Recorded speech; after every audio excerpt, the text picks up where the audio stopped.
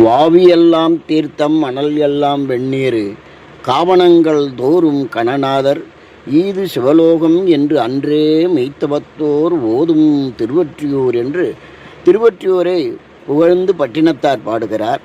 அப்படிப்பட்ட திருவொற்றியூர் ஆலயத்திலே தியாகராஜ பெருமானும் வடிவுடை அம்மனும் வீற்றிருந்து அருள் செய்கின்றார்கள். இங்கே நாயன்மார்களுடைய குரு பூசை மிகவும் அற்புதமாக நடந்து கொண்டிருக்கின்றது. அதில் நம்பியாண்டார் நம்பிகள் நாயன்மார்களுடைய பட்டியலில் இல்லை என்றாலும் இந்த நாயன்மார்களுடைய வரலாறை எழுதுவதற்கு மிகவும் முக்கிய காரணமாக இருந்ததால் புனர்பூசத்திலே அவருடைய குரு பூசை மிகவும் சிறப்பாக கொண்டாடப்படுகிறது. ராஜராஜ சோழனுடைய அவையிலே 1000 ஆண்டுகளுக்கு முன்பு தேவாரத்தை பாடிக்கொண்டு வந்தார்கள் 3 பேர். அதை கேட்ட அபய குலசேகரனாகிய சிவபாத சேகரன் என்று போற்றப்படுகின்ற பக்தியில் மிக்க ராஜராஜ சோழன் இதுபோன்ற திருமுறைகள் எங்கே இருக்கின்றது என்று கேட்டவுடனே எங்களுக்கு தெரியவில்லை, நம்பியாண்டார் நம்பிகள் என்று ஒருவர் திருநாரையூரிலே இருக்கிறார், அவரை கேட்டால் இந்த தேவாரத்தை பற்றி எங்கு கிடைக்கும் என்பதை பற்றிய தகவல் தெரியும் என்று சொன்ன உடனே நேராக ராஜராஜ சோழன் என்னும் மாமன்னன் திருநாரையூர் செல்கிறான். காரணம், திருநாரையூரிலே பொல்லா பிள்ளையாரை நேரில் தரிசித்தவர் நம்பியாண்டார் நம்பிகள். அவர் எழுதிய அற்புதமான 10 இலக்கியங்கள் 11ஆம் திருமுறையிலே இருக்கின்றன. அந்த 10 இலக்கியங்களிலே திருநாரையூர் விநாயகர் மேலே இரட்டை மணி மாலை பாடியிருக்கிறார். சிதம்பரத்திலே கோயில் திருப்பன்னியர் விருத்தம் பாடியிருக்கின்றார். அவர் திருத்தொண்டர் திருவந்தாதி பாடியதால்தான் அந்த திருத்தொண்டர் திருவந்தாதியை வைத்து கொண்டு சேக்கிழார் அடுத்த 200 ஆண்டுகளுக்கு பிறகு திருத்தொண்டர் மாக்கதை என்று பெரிய புராணத்தை அழகாக எழுதினார். எனவே முதல் நூலாக சொல்லப்படுவது சுந்தரமூர்த்தி நாயனார் 8ஆம் நூற்றாண்டில் எழுதிய திருத்தொண்டத் தொகை. அடுத்ததாக நம்பியாண்டார் நம்பிகள் எழுதிய வழிநூல், முதல் நூலுக்கு அடுத்தது வழிநூல் என்று போற்றப்படுவது இந்த திருத்தொண்டர் திருவந்தாதி.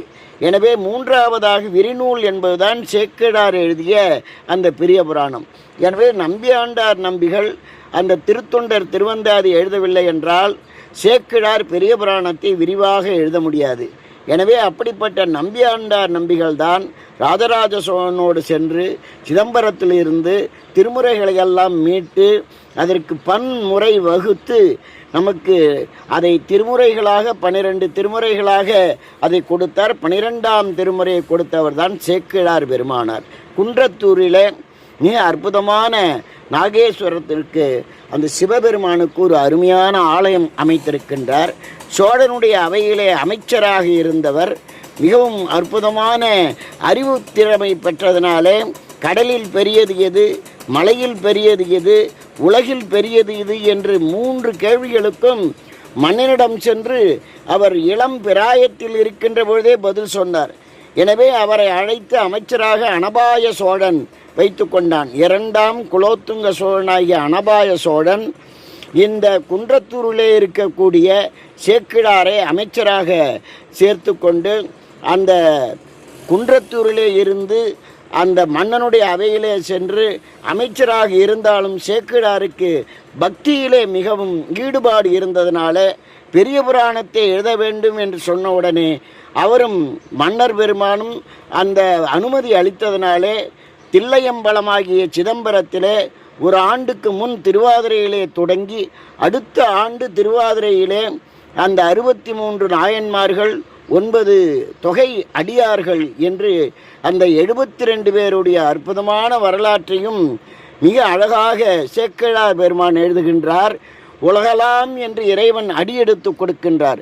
உலகலாம் உணர்ந்து ஓதற்கு அரியவன் நிலவு உலாவிய நீள்மணி வேணியன் அழகில் சோதியன் அம்பலத்து ஆடுவான் மலர் சிலம்படி வாழ்த்தி வணங்குவான் என்று உலகலாம் என்று சிதம்பரத்திலே சிவபெருமானே அடியெடுத்து கொடுத்த உலகலாம் என்று தொடங்கி உலகலாம் என்று முடிக்கின்றார். 4286வது பாடல் நிறைவு செய்கின்ற பொழுது நிலவி உலகலாம் என்று முடிக்கின்றார்.